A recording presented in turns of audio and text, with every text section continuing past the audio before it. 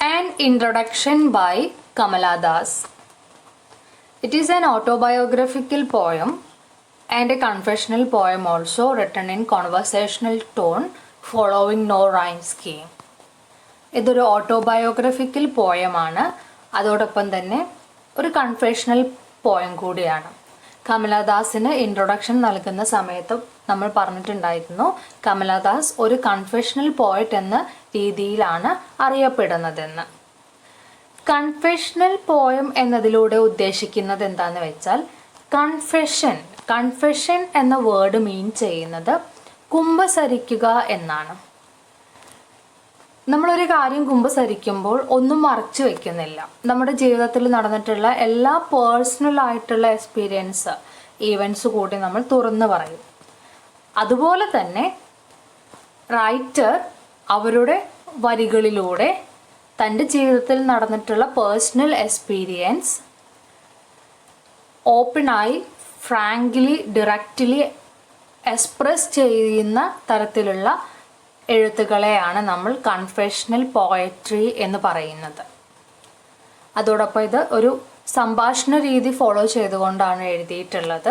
കൂടാതെ rhyme scheme ഒന്നും ഉപയോഗിച്ചിട്ടില്ല. റിട്ടൺ ഇൻ ഫ്രീ വേഴ്സ് ആണ്. ഇനി നമുക്ക് വരികളിലോട്ട് കടക്കാം. Okay, lesson. I don't know politics, but I know the names of those in power and can repeat them like days of week or names of months beginning with Nehru.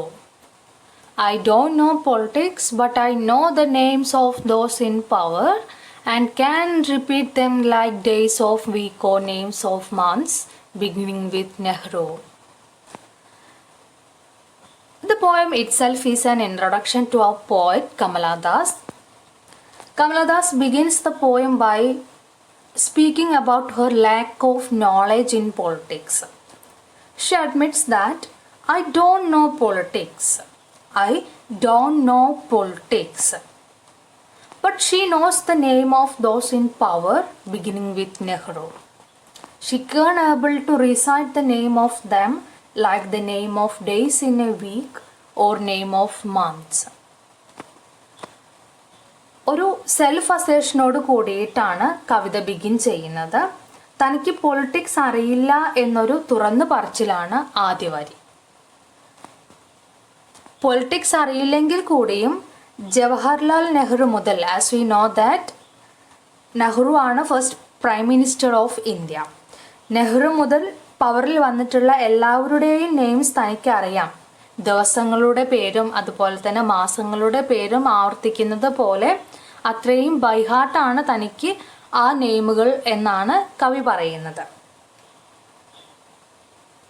അതായത് തനിക്ക് politics അറിയില്ല എങ്കിൽ കൂടിയും പവറിൽ വന്നിട്ടുള്ള എല്ലാവരുടെയും പേര് തനിക്കറിയാം. ദിവസങ്ങളുടെ പേരും മാസങ്ങളുടെ പേരും ആവർത്തിച്ചു പറയുന്ന പോലെ name of those in power, പവറിൽ വന്നിട്ടുള്ള എല്ലാവരുടെയും പേര് തനിക്ക് റീസൈറ്റ് ചെയ്യാൻ കഴിയും എന്നാണ് കവി പറയുന്നത്. ഇതാണ് ഇതിൻ്റെ ലിറ്റററി മീനിങ്. ഇനി ഇതിലൂടെ ഉദ്ദേശിക്കുന്നത് എന്താണെന്ന് വെച്ചാൽ, ഇൻ പോസ്റ്റ് ഇൻഡിപെൻഡൻറ്റ് ഇന്ത്യയിൽ women have no access to politics. They were not participated in politics in those times. We can say that politics was the domain of men, means men dominated politics. പൊളിറ്റിക്സിൽ പുരുഷ സാന്നിധ്യമായിരുന്നു. മറ്റെല്ലാ മേഖലയിലെയും എന്ന പോലെ തന്നെ പൊളിറ്റിക്സിലും mail ഡൊമിനൻസി ആയിരുന്നു നിലനിന്നിരുന്നത്. അതുകൊണ്ട് തന്നെ പവറിൽ വന്നിട്ടുള്ളതെല്ലാം പുരുഷന്മാരുടെ പേരുകളായിരുന്നു. അതിനൊരു മാറ്റവും ഉണ്ടായിരുന്നില്ല. നമ്മൾ ഡേയ്സിൻ്റെ നെയിംസ് റീസൈറ്റ് ചെയ്യുമ്പോൾ അല്ലെങ്കിൽ മാസങ്ങളുടെ പേര് റീസൈറ്റ് ചെയ്യുമ്പോൾ അതിലൊരു മാറ്റവും വരുന്നില്ല. അത് ഓൾറെഡി എക്സിസ്റ്റഡ് ആണ്, ചേഞ്ച് ചെയ്യുന്നില്ല. അതുപോലെ തന്നെ പൊളിറ്റിക്സിലും പുരുഷന്മാരുടെ പേരുകൾ മാത്രമാണ് വരുന്നത്. ദോസ് ഇൻ പവർ എന്നാണ് വരിയിൽ പറഞ്ഞത്. പവറിൽ വന്നിട്ടുള്ള ആളുകളുടെ പേരെല്ലാം പുരുഷന്മാരുടേതായിരുന്നു. അതായത് പുരുഷന്മാരാണ് അവിടെ പവറിൽ വന്നിട്ടുണ്ടായിരുന്നത്. അതിനും മാറ്റം ഉണ്ടായിരുന്നില്ല. നമുക്കറിയാം ഇന്ദിരാഗാന്ധി ഭരണത്തിൽ വരുന്നത് 1966 അവരാണ് ആദ്യത്തെ വനിതാ പ്രധാനമന്ത്രി.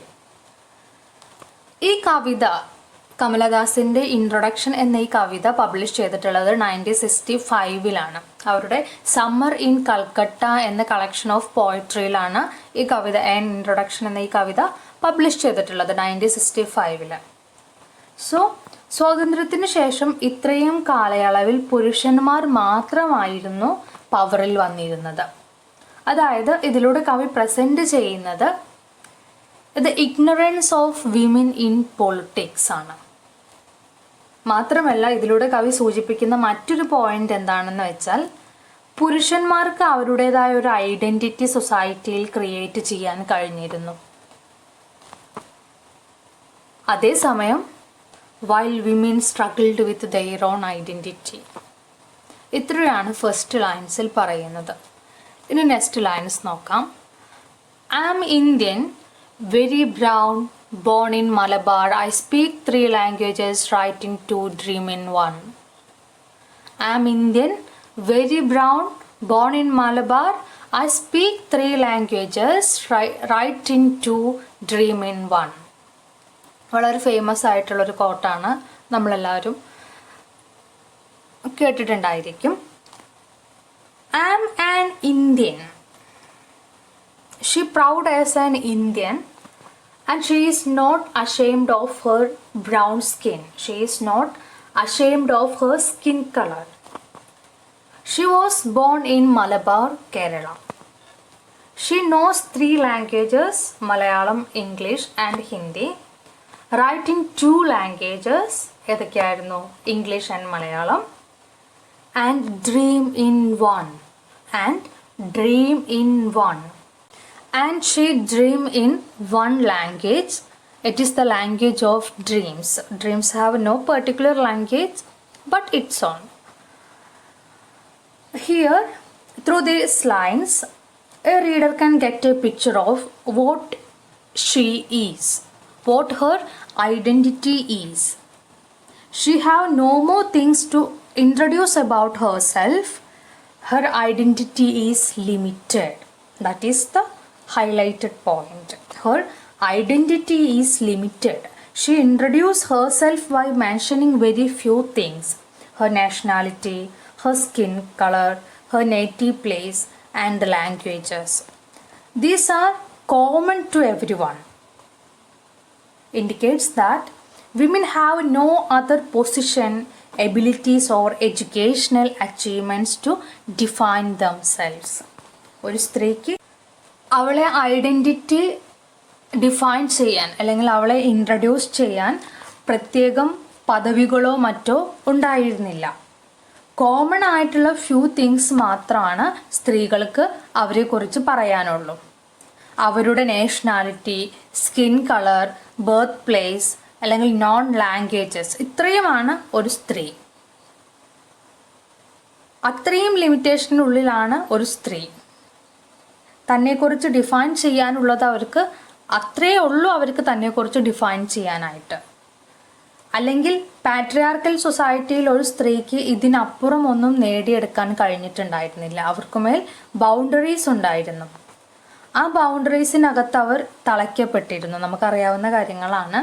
പാട്രിയാർക്കൽ സൊസൈറ്റി സ്ത്രീക്ക് അനുവദിച്ചിട്ടുള്ള ലോകം പരിമിതമായിരുന്നു എന്നതാണ് ഇതിലൂടെ പ്രകടമാകുന്നത്.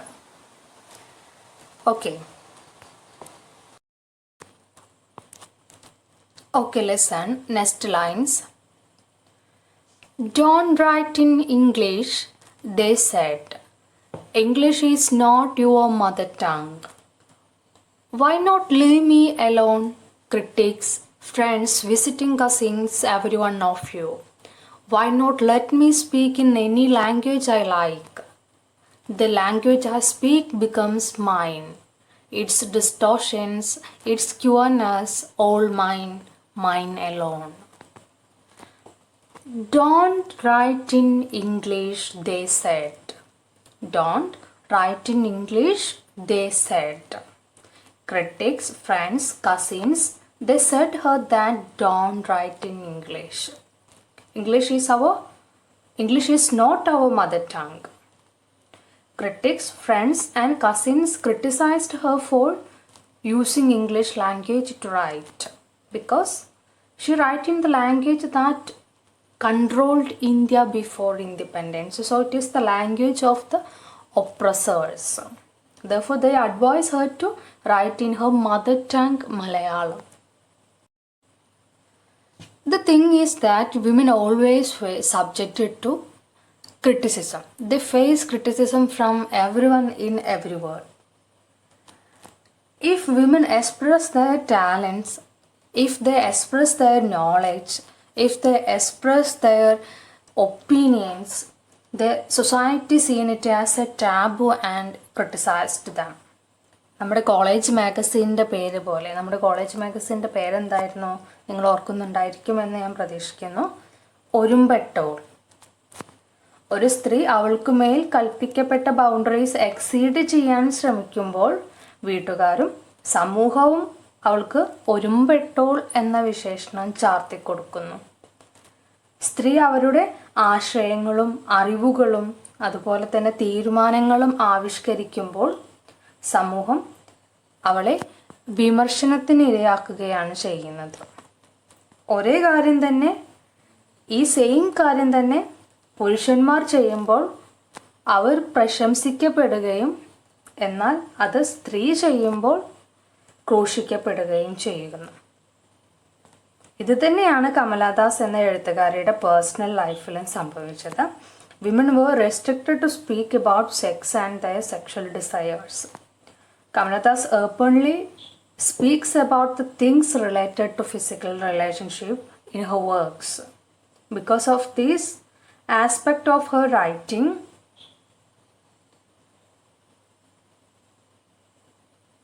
her works were subjected to certain criticism. Women have no right to expressing themselves. They denied the freedom of expression and they undeserve achievements. Even they have no choice to choose a language to express their own thoughts. ഇവിടെ കവിയുടെ അടുത്ത് പറയുന്നത് എന്താണ്? Don't write in English. ഒരു വ്യക്തിക്ക് ആ പേഴ്സൻ്റെ ചിന്തകളെ പ്രകടമാക്കാൻ അനുയോജ്യമായ ഒരു ഭാഷ തിരഞ്ഞെടുക്കാനുള്ള സ്വാതന്ത്ര്യം പോലും നിഷേധിക്കപ്പെടുകയാണ്. അങ്ങനെ ഒരു ഭാഷ തിരഞ്ഞെടുത്തു എന്നതിൻ്റെ പേരിൽ അവൾ വിമർശിക്കപ്പെടുകയാണ് ചെയ്യുന്നത്. ഇതിനെതിരെ കവി ചോദിക്കുന്നത് ഇങ്ങനെയാണ്: Why not leave me alone? Why not leave me alone? Why not let me speak in any language? Why not let me speak in any language I like? She is not ready to dominated by anyone. തനിക്കുമേൽ ആധിപത്യം നേടാൻ കവി ആരെയും അനുവദിക്കുന്നില്ല. അതുകൊണ്ട് തന്നെ അവൾ ചോദിക്കുകയാണ്: Why not leave me alone? Why not let me speak in any language I like? The poet wants them to away from her own way of life. അതുകൊണ്ട് തന്നെ ഈ ദേ എന്ന് പറഞ്ഞത് ആരൊക്കെയാണ്? Critics, friends and cousins. അവരടങ്ങുന്ന സമൂഹത്തോട് കവി ചോദിക്കുകയാണ് തന്നെ തനിച്ചു വിടുക, തനിക്ക് യോജിക്കുമെന്ന് തോന്നുന്ന ഭാഷയിൽ സംസാരിക്കാൻ തന്നെ അനുവദിക്കുക. She told them to let her speak in any language she wants. The language I speak becomes mine. Its distortions, its pureness, all mine, mine also. The language I speak becomes mine. ഞാൻ ഏത് language സംസാരിക്കുന്നോ ആ സംസാരിക്കുന്നത് എൻ്റെ ലാംഗ്വേജായി മാറുന്നു.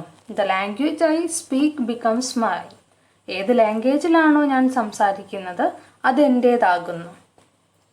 ആ ഭാഷയുടെ ഡിസ്റ്റോർഷൻസും അതിൻ്റെ ക്യൂർനെസ്സും എൻ്റേതാകുന്നു.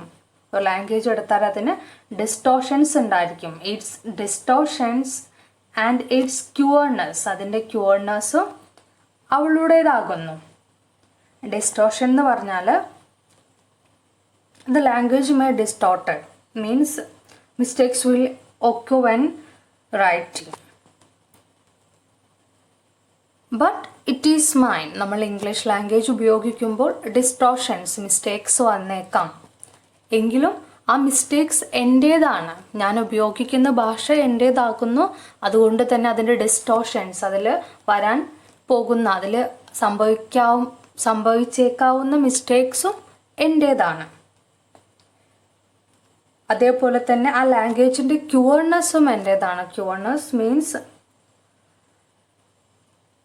ക്യൂർനെസ് in language എന്തുകൊണ്ട് അർത്ഥമാക്കുന്നത് എന്താണെന്ന് വെച്ചാൽ change an Indian word to English. For example chutnification. Chutney എന്നത് ഒരു ഡിഷിൻ്റെ പേരാണ്, ഒരു ഇന്ത്യൻ വേർഡാണ്. അതിനെ ഫിക്കേഷൻ എന്ന ഇംഗ്ലീഷ് വേർഡോട് കൂടി ചേർത്ത് ചട്നിഫിക്കേഷൻ എന്നൊരു വേർഡ് ഫോം ചെയ്തിരിക്കുകയാണ്. അപ്പോൾ ഒരു ഇന്ത്യൻ വേർഡിനെ ഒരു ഇംഗ്ലീഷ് വേർഡുമായിട്ട് കമ്പൈൻ ചെയ്ത് ഫോം ചെയ്യുന്ന വേർഡ്സുകളെയാണ് ക്യൂർനെസ് എന്നുകൊണ്ട് ഉദ്ദേശിക്കുന്നത്. ഇപ്പോൾ നമ്മൾ പറയാറില്ലേ പാൻ ഷോപ്പ്. പാൻ എന്നുള്ളതൊരു ഇന്ത്യൻ വേർഡാണ്. അതോടൊപ്പം തന്നെ ഗരം മസാല എന്നുള്ളത് സ്പൈസസിനെയാണ് നമ്മൾ പറയുന്നത്, പക്ഷെ അത് ഇന്ത്യൻ വേർഡാണ്, നമ്മൾ ഇംഗ്ലീഷിൽ ഉപയോഗിക്കുന്നു. രാക്ഷസാസ്, ഡെമൻസിന് നമ്മൾ പറയും രാക്ഷസാസ് എന്ന് ഉപയോഗിക്കാറുണ്ട്. പിന്നെ ഒരു ഹിന്ദി വേർഡ് ഉണ്ട് ബാബ. അപ്പോൾ പ്രത്യേകിച്ചും ഫിക്ഷൻ അതുപോലെ തന്നെ നോവൽ റൈറ്റിങ്സിലാണ് ഇങ്ങനെ വരുന്നത്. ബാബ, നമ്മൾ ഫാദർ അല്ലെങ്കിൽ ഗ്രാൻഡ് ഫാദർ ആണ് ബാബ എന്ന് പറഞ്ഞാൽ. ഗ്രാൻഡ് ഫാദർ എന്നതിന് പകരം ബാബ എന്ന് ഉപയോഗിക്കാറുണ്ട്. പിന്നെ നമ്മുടെ സ്വീറ്റ്സ്, ജിലേബി തന്നെ നമ്മൾ ഡയറക്റ്റായിട്ട് ഉപയോഗിക്കാറുണ്ട്. അപ്പോൾ ഇത്തരത്തിൽ ഇന്ത്യൻ വേർഡ്സ് ഇംഗ്ലീഷ് വേർഡ്സ് പോലെ നമ്മൾ റൈറ്റിങ്ങിൽ ഉപയോഗിക്കുന്നതിനെയാണ് ക്യൂർനെസ് എന്ന് പറയുന്നത്. അപ്പോൾ കവി എന്താ പറയുന്നത്? ഞാനൊരു ലാംഗ്വേജ് ഉപയോഗിക്കുമ്പോൾ അത് എൻ്റേതായി മാറുകയാണ്. അതിന് ഡിസ്റ്റോർഷൻസ് ഉണ്ടായിരിക്കാം, അതിന് ക്യൂർനെസ് ഉണ്ടായിരിക്കാം. പക്ഷേ ഒരു ഭാഷ ഞാൻ ഉപയോഗിക്കുമ്പോൾ ഈ ഡിസ്റ്റോർഷൻസും ഈ ക്യൂർനെസ്സും എൻ്റേതാകുന്നു. But when she uses the language it becomes her own. അവളൊരു ലാംഗ്വേജ് യൂസ് ചെയ്യുമ്പോൾ ആ ലാംഗ്വേജിൻ്റെ ഡിസ്റ്റോർഷൻസും ക്യൂർനെസ്സും തൻ്റേതായി മാറുന്നു, അവളുടേതായി മാറുന്നു എന്നാണ് കവി പറയുന്നത്. All mine alone. ഒരു സിമ്പിൾ ലൈനിലൂടെ തന്നെ കവി അവരുടെ തോട്ട്സും അവരുടെ ഇമോഷൻസും എല്ലാം എക്സ്പ്രസ് ചെയ്തിരിക്കുകയാണ്. അവർക്ക് എന്താണോ ഈ സൊസൈറ്റിയോട് പറയാനുള്ളത് ആ പൊട്ടിത്തെറികളെല്ലാം ഒരു സിമ്പിൾ ലൈനിൽ ഒതുക്കിക്കൊണ്ട് അതിൻ്റെ ഇൻറ്റൻസിറ്റി എല്ലാം ഈ ഒരു സിമ്പിൾ ലൈനിൽ ക്യാരി ചെയ്യുന്നുണ്ട്. All mine alone. It is the beauty of the poetry of Kamala Das. അതിമനോഹരമായിട്ടുള്ളൊരു ലൈനാണ് ഓൾ മൈൻ എലോൺ. ഇവയെല്ലാം അവളെ സംബന്ധിക്കുന്ന കാര്യങ്ങൾ മാത്രമാണ്. ആസ് എ പേഴ്സൺ അവളുടെ തീരുമാനങ്ങളും അവളുടെ ഇഷ്ടങ്ങളുമാണ്. അവളുടെ ചോയ്സാണ് തനിക്കറിയാവുന്ന ഏതു ലാംഗ്വേജ് യൂസ് ചെയ്യണം എന്നത്. It is her own choice. അതിനെതിരെ വിമർശിക്കുന്ന ആളുകളോട്, ക്രിട്ടിക്സിനോടും ഫ്രണ്ട്സിനോടും കസിൻസിനോടും അങ്ങനെ വിമർശങ്ങൾ ഉന്നയിക്കുന്നവരോട് തന്നെ തൻ്റെ വഴിയിൽ സഞ്ചരിക്കാൻ അനുവദിക്കൂ, തൻ്റെ പാതയിൽ തന്നെ ഈ വിമർശനങ്ങളിൽ നിന്നെല്ലാം ഏകയായി സഞ്ചരിക്കാൻ അനുവദിക്കൂ എന്നാണ് കവി ആവശ്യപ്പെടുന്നത്. ഓക്കെ, ഇത്രയാണ് ഫസ്റ്റ് സ്റ്റാൻസയിൽ പറയുന്നത്. അടുത്ത സ്റ്റാൻസ് നോക്കാം. Okay, listen. It is half English, half Indian, funny perhaps, but it is honest. It is as human as I am human, don't you see? It voices my joys, my longings, my hopes, and it is useful to me as cawing is to cross and roaring to the lions. It is human speech, the speech of the mind that is here and not there, a mind that sees and hears and is aware. It is half English, half Indian, funny perhaps, but it is honest. That is the point. But it is honest. The language she had used to write is not her mother tongue. Therefore, when she writes in English, it may be half English, it may be half Indian, or funny perhaps. But beyond such things, it is honest. അങ്ങനെയൊക്കെ ആണെങ്കിൽ കൂടിയും അവരുപയോഗിക്കുന്ന language honest ആണെന്നാണ് കവി പറയുന്നത്. Then by half English and half Indian, our poet means that some words that indicates our culture or some words we commonly use in Malayalam language may occur while writing in English language. Therefore, she called it half English, half Malayalam, or perhaps funny too. Her writing in English may not be perfect, it may have some sort of imperfections too, but it is honest. അവരുപയോഗിക്കുന്ന language half English half Indian ആകാം, അല്ലെങ്കിൽ അത് funny ആയേക്കാം. കാരണം നമുക്ക് ഓരോരുത്തർക്കും നമ്മുടെ മാതൃഭാഷയിലുള്ള അത്രയും ഗ്രഹസ്ഥം മറ്റു ഭാഷയിൽ നമ്മുടെ സെക്കൻഡ് ലാംഗ്വേജിലോ അല്ലെങ്കിൽ മറ്റു ലാംഗ്വേജസിലോ ഉണ്ടായിക്കൊള്ളണമെന്നില്ല. അതുകൊണ്ട് തന്നെ ഇംഗ്ലീഷിൽ എഴുതുമ്പോൾ എറേഴ്സ് വരാനുള്ള സാധ്യതയുണ്ട്, നമ്മുടെ റൈറ്റിങ്ങിൽ ഇംപെർഫെക്ഷൻസ് ഉണ്ടാകാനുള്ള സാധ്യതയുണ്ട്. So it may sound as something funny. So അത് ഫണ്ണിയായി നമുക്ക് തോന്നിയേക്കാം. അതുപോലെ തന്നെ ഇംഗ്ലീഷിലാണ് നമ്മൾ എഴുതുന്നതെങ്കിൽ കൂടിയും നമ്മുടെ കൾച്ചറിൻ്റെ റിഫ്ലക്ഷനും അതിൽ ഇൻഡിക്കേറ്റഡ് ആകും. നമ്മുടെ മാതൃഭാഷയിലുള്ള വാക്കുകളും അതിൽ ഇൻവോൾവ്ഡ് ആയേക്കാം. ഇപ്പം നമ്മൾ വരാന്ത, സദ്യ, ദെൻ വെളിച്ചപ്പാട്, തെയ്യം, ഞാറ്റുവേല, കാൽച്ചിലമ്പ്, പള്ളിവാള് എക്സെട്ര തുടങ്ങിയിട്ടുള്ള വാക്കുകളെല്ലാം ഇംഗ്ലീഷിൽ അതുപോലെ തന്നെ ഉപയോഗിക്കുന്നുണ്ട്. അതുകൊണ്ടാണ് കവി പറയുന്നത് it is half English, it is half Indian. നമ്മൾ ഇംഗ്ലീഷിൽ എഴുതുകയാണെങ്കിലും നമ്മുടെ കൾച്ചറിൻ്റെ റിഫ്ലക്ഷനും അതുപോലെ തന്നെ നമ്മുടെ മലയാളം ലാംഗ്വേജിൻ്റെ ഇൻവോൾവ്മെൻറ്റും നമുക്ക് നമ്മുടെ റൈറ്റിങ്ങിൽ ഉണ്ടായേക്കാം. അതുകൊണ്ടാണ് കവി അതിനെ ഹാഫ് ഇംഗ്ലീഷ് ഹാഫ് ഇന്ത്യൻ എന്ന് പറയുന്നത്. ഓക്കെ, സോ ഈ വരികളിൽ കവി പറയുന്നത് എന്താണെന്ന് വെച്ചാൽ എന്തായിരുന്നു, ഇംഗ്ലീഷ് ലാംഗ്വേജിൽ എഴുതുന്നതിൽ നിന്നും അവരെ ആരും വിലക്കേണ്ടതില്ല. ഇംഗ്ലീഷ് ലാംഗ്വേജിൽ എഴുതുന്നതിൽ അവരെ ആരും വിമർശിക്കേണ്ടതുമില്ല. അത് ചിലപ്പോൾ ഹാഫ് ഇംഗ്ലീഷ് ആയേക്കാം, ഹാഫ് ഇന്ത്യൻ ആയേക്കാം, ചിലപ്പോൾ ഫണ്ണി ആയേക്കാം. ബട്ട് ഇറ്റ് ഈസ് ഹോണസ്റ്റ് എങ്കിലും അത് ഹോണസ്റ്റ് ആണ്. The speech of mind that is here and not there, a man that sees and hears and is aware, not the deaf, blind speech of trees in storm or of monsoon clouds or of rain or the incoherent mutterings of the blazing funeral pyre.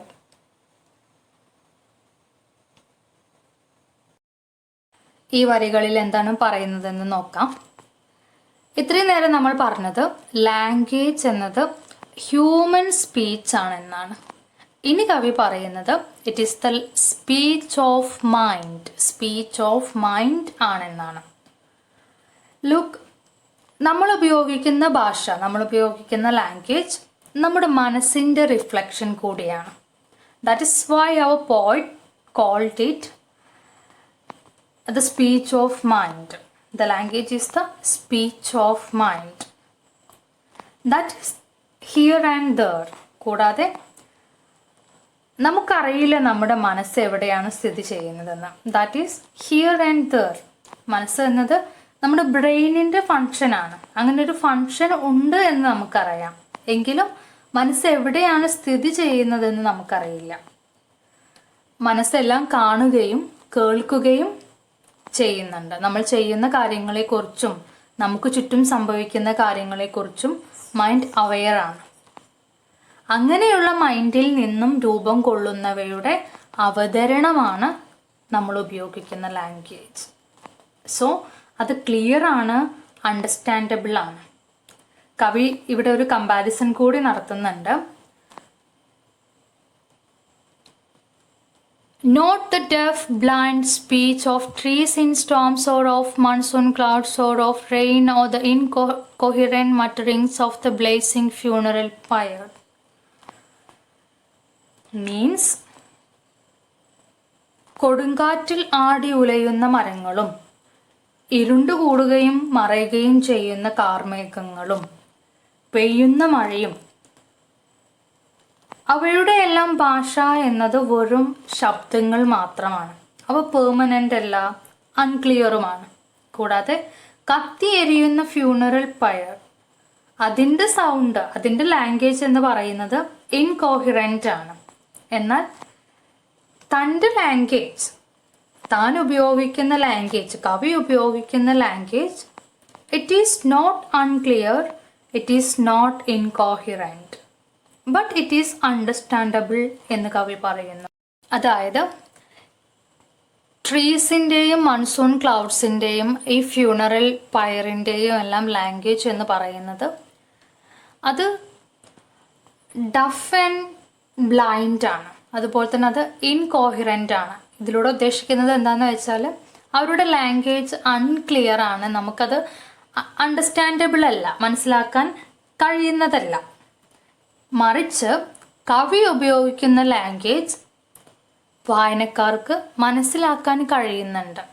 അത് genuine ആണ്, അത് കോഹിറൻ്റ് ആണ്, അത് understandable ആണ്, അത് clear ആണ് എന്നാണ് കവി പറയുന്നത്. Because it is the speech of mind. കാരണം കവിയുടെ മൈൻഡിൽ നിന്നും വരുന്ന ചിന്തകളുടെ റിഫ്ലക്ഷനാണ് അവരുടെ ലാംഗ്വേജ്. അതുകൊണ്ട് തന്നെ അത് ജെന്യുവിൻ ആണ്, കൂടാതെ അത് അണ്ടർസ്റ്റാൻഡബിളും അത് ക്ലിയറുമാണ് എന്ന് കവി പറയുന്നു. ഓക്കെ, രണ്ട് തരത്തിൽ നമ്മൾ ലാംഗ്വേജിനെ വിശേഷിപ്പിച്ചു. ഒന്ന് ഹ്യൂമൻ ആണ്, ഒന്ന് സ്പീച്ച് ഓഫ് ദി മൈൻഡ് ആണ് എന്ന് പറഞ്ഞു. സോ ഈ വിശേഷണങ്ങളിലൂടെ എല്ലാം കവി ഉദ്ദേശിക്കുന്നത് ഇത്രയാണ്. ലാംഗ്വേജ് എന്നത് ഹ്യൂമൻ സ്പീച്ച് ആണ്, അത് സ്പീച്ച് ഓഫ് ദ മൈൻഡ് ആണ്. അതുകൊണ്ട് തന്നെ ഉപയോഗിക്കുന്ന ലാംഗ്വേജ് ഹോണസ്റ്റും ക്ലിയറും അണ്ടർസ്റ്റാൻഡബിളും ആയാൽ മതി. അല്ലാതെ ലാംഗ്വേജ് ഉപയോഗിക്കുന്നതിൽ വിമർശനങ്ങളും വിലക്കുകളും കൊണ്ടുവരേണ്ടതില്ല എന്നാണ് കവി ഇവിടെ അർത്ഥമാക്കുന്നത്. കൂടാതെ ഇംഗ്ലീഷ് ലാംഗ്വേജിൽ എഴുതി എന്നതിൻ്റെ പേരിൽ കവിക്കെതിരെ വിമർശകരുണ്ടായിരുന്നു. ലാംഗ്വേജ് ഉപയോഗിക്കുന്നതിൻ്റെ പേരിൽ വിമർശിക്കപ്പെടേണ്ടതില്ല, അല്ലെങ്കിൽ ലാംഗ്വേജ് ഉപയോഗിക്കുന്നതിൽ ജെൻഡർ ബയസ് കൊണ്ടുവരേണ്ടതില്ല എന്നുകൂടി കവി ഇവിടെ വ്യക്തമാക്കുകയാണ്. ഓക്കെ.